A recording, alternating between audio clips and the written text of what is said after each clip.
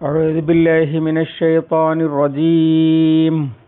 بسم الله الرحمن الرحيم.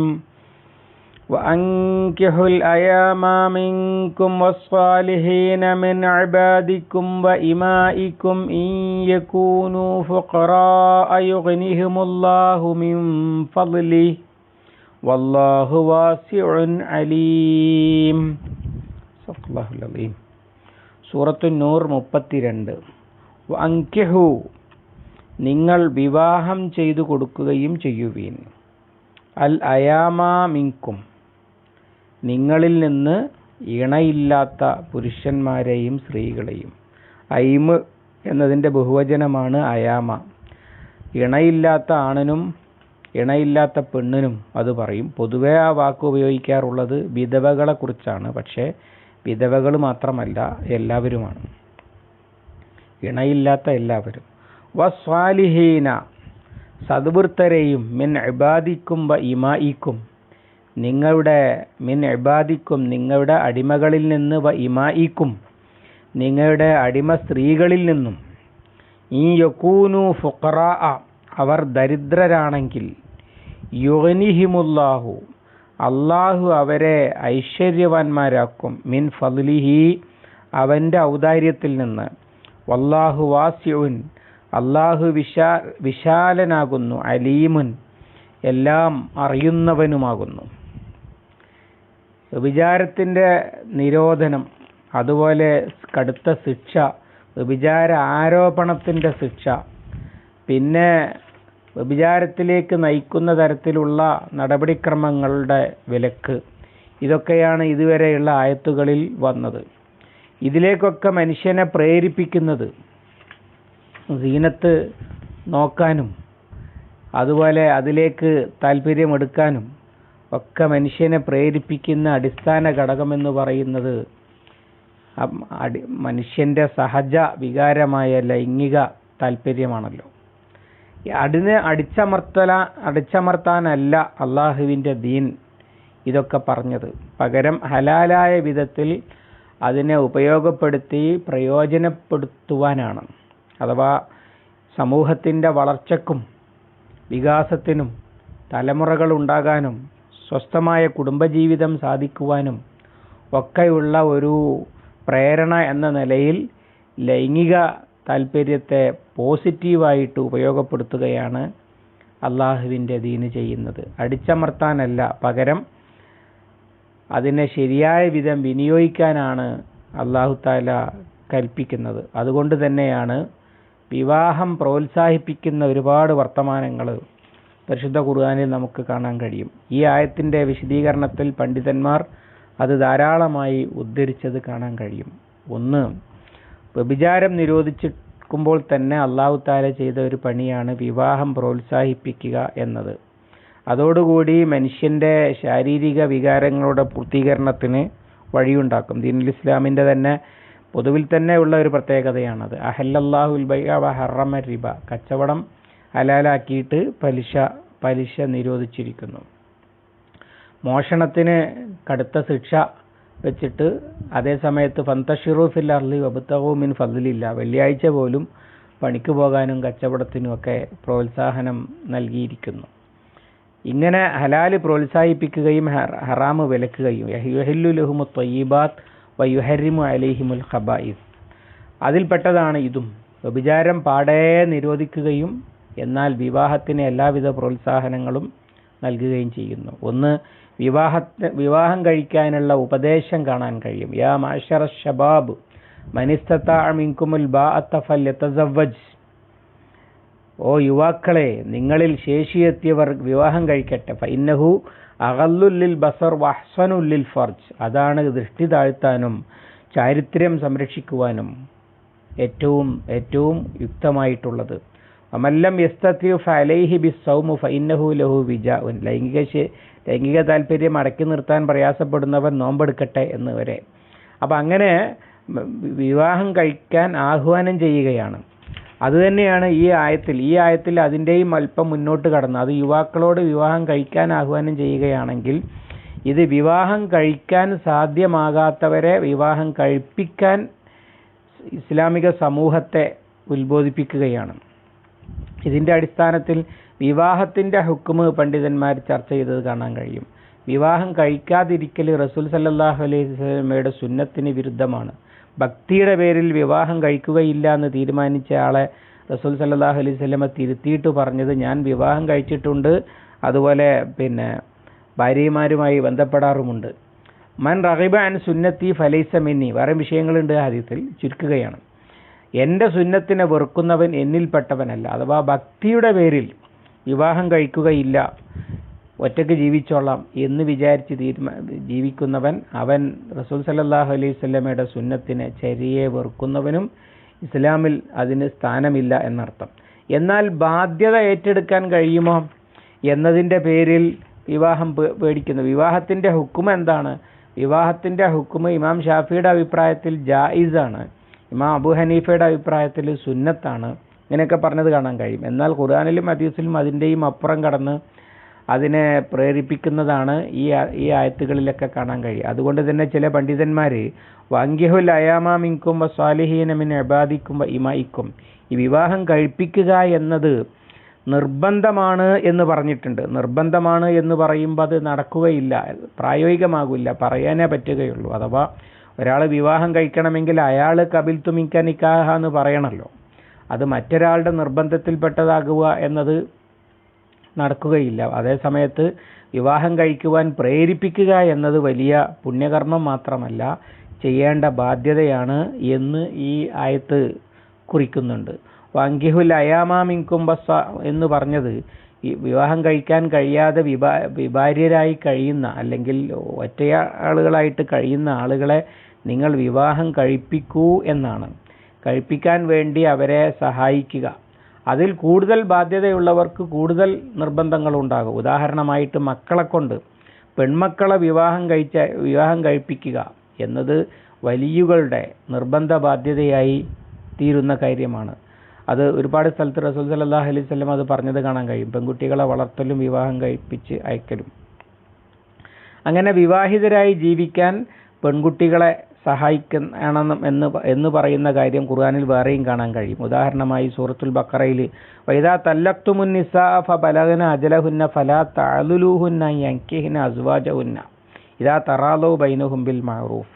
വിവാഹമോചിതരായ സ്ത്രീകൾ പിന്നെ അവരിഷ്ടപ്പെട്ട ഭർത്താക്കന്മാരെ കല്യാണം കഴിക്കുന്നത് അല്ലെങ്കിൽ തലാഖ് ചൊല്ലിയ ഭർത്താക്കന്മാരെ തന്നെ കല്യാണം കഴിക്കുന്നത് പിന്നെ ഒന്നും അവരുടെ ബന്ധുക്കളോ അവരുടെ തലാഖ് ചൊല്ലിയ ഭർത്താവോ അല്ലെങ്കിൽ സമൂഹമോ വിലക്കരുത് എന്ന് സൂറത്തുൽ ബഖറ 232 ആയത്തിൽ പറയുന്നത് കാണാൻ കഴിയും.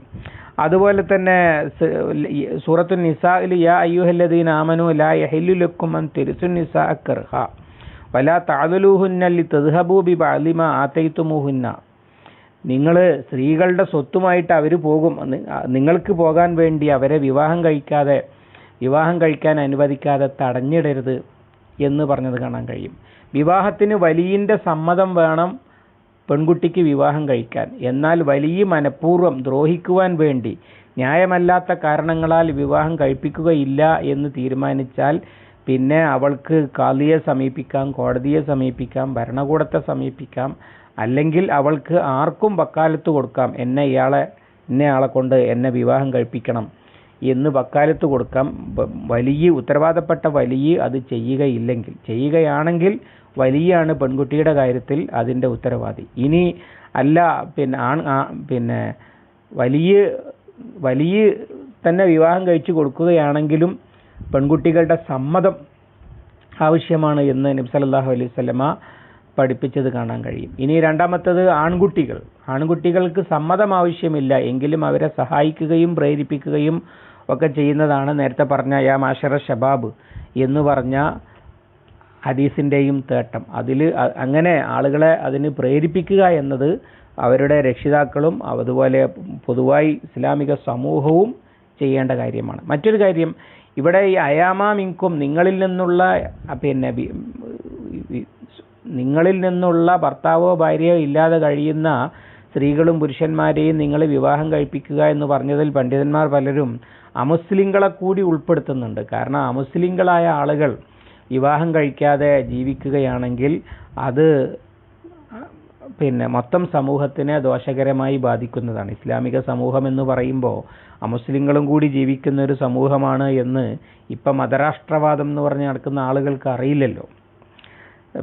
അങ്ങനെയാണല്ലോ, അതുകൊണ്ടാണല്ലോ വലിയ ആരോപണമായിട്ട് മതരാഷ്ട്രവാദം എന്ന് പറഞ്ഞുകൊണ്ടിരിക്കുന്നത്. ഇസ്ലാമിക രാഷ്ട്രം എന്ന് പറയുന്നത് ആ പറഞ്ഞ അർത്ഥത്തിലുള്ള മതരാഷ്ട്രമല്ല, പകരം എല്ലാ മനുഷ്യരും ജീവിക്കുന്ന ഒരു സ്ഥലമാണല്ലോ. സ്വാഭാവികമായിട്ടും അവിടുത്തെ മുസ്ലിങ്ങളെ കൂടി ഇസ്ലാമിക സമൂഹം പരിഗണിക്കുകയും അവരുടെ കുടുംബജീവിത താല്പര്യങ്ങളും ലൈംഗിക താല്പര്യങ്ങൾക്കുമൊക്കെ പൂരണം ന്യായമായ വിധത്തിൽ ഉണ്ടാക്കി കൊടുക്കുകയും അതിനവരെ സഹായിക്കുകയും അതിനവരെ പ്രേരിപ്പിക്കുകയും ചെയ്യും. ജാതകം നോക്കൽ പോലെയുള്ള അന്ധവിശ്വാസങ്ങളുടെ പേരിൽ വിവാഹം മുടങ്ങിക്കിടക്കുന്നവരെ അത്തരം അന്ധവിശ്വാസങ്ങളിൽ നിന്ന് മുക്തരാക്കൽ പോലും പണ്ഡിതന്മാർ ഈ അങ്കിഹു എന്നതിൻ്റെ ചുവട്ടിൽ വിശദീകരിച്ചത് കാണാൻ കഴിയും. അങ്ങനെ എല്ലാ നിലക്കും വിവാഹം പ്രോത്സാഹിപ്പിക്കുക എന്നതാണ് പറഞ്ഞതിൻ്റെ അർത്ഥം.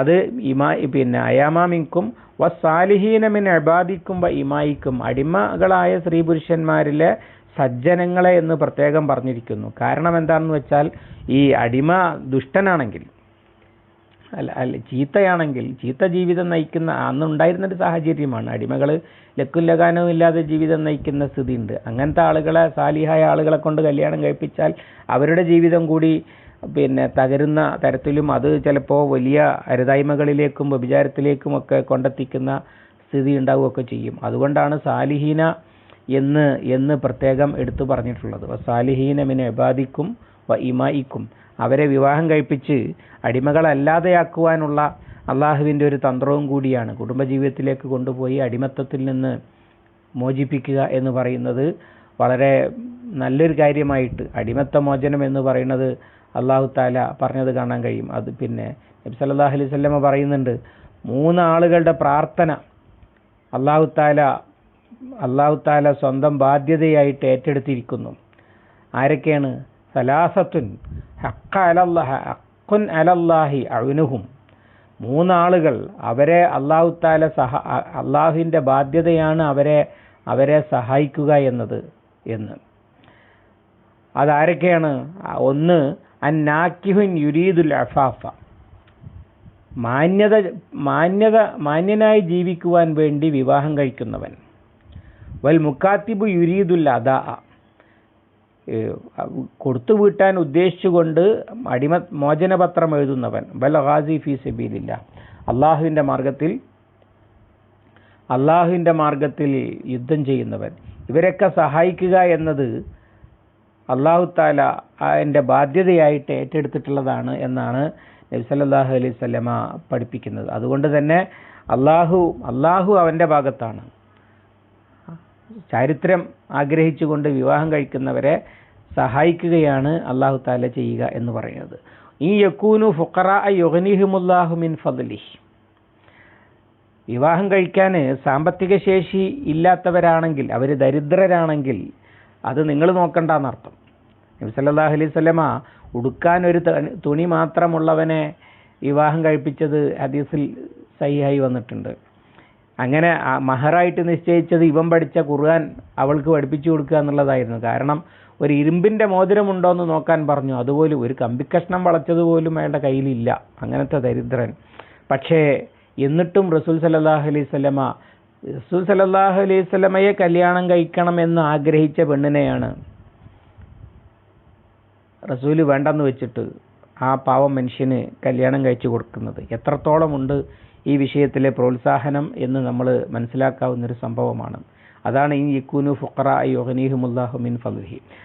പരിശുദ്ധ ഖുർആനിൽ ഇതിൻ്റെ തന്നെ മറ്റൊരു വശം കാണാൻ കഴിയും. ഈ സാമ്പത്തിക ശേഷി ഉള്ളവർ മാത്രം കഴിച്ചാൽ മതിയോ കല്യാണം? അല്ല, സാമ്പത്തിക ശേഷി ചെലവിന് കൊടുക്കൽ കോംപ്രമൈസ് ചെയ്തുകൊണ്ട്, ഇപ്പോൾ സൂറത്തുൽ നിസായിലെ 128-ാമത്തെ ആയത്തിൽ ഈ ഭാര്യാഭർത്താക്കന്മാർ തമ്മിൽ നെഗോഷിയേറ്റ് ചെയ്തിട്ട്, ഇപ്പോൾ ഒരു പെണ്ണ് പറയുകയാണ് കല്യാണം കഴിച്ചാൽ മതി, ചെലവിനൊന്നും തരണ്ട എന്ന് പറയുകയാണെങ്കിൽ അത്തരം സ്ത്രീകളെ കല്യാണം കഴിക്കുന്നതും അല്ലാഹു തആല സുലഹ് എന്നുള്ള നിലക്ക് അനുവദിക്കുകയാണ്. വേർപിരിയുന്നതിന് പകരം പരസ്പരം അവകാശങ്ങളിലും ബാധ്യതകളിലും വിട്ടുവീഴ്ച ചെയ്തുകൊണ്ട് ബന്ധം തുടരാൻ, അങ്ങനെ സുലഹാകാൻ താല്പര്യം ഉണ്ടെങ്കിൽ അല്ലാഹു തആല അത് അംഗീകരിക്കുകയാണ് ചെയ്യുന്നത്. അത് സൂറത്തുൽ നിസായിലെ 128-ാമത്തെ ആയത്തിൽ അല്ലാഹു അത് വിശദീകരിക്കുന്നുണ്ട്.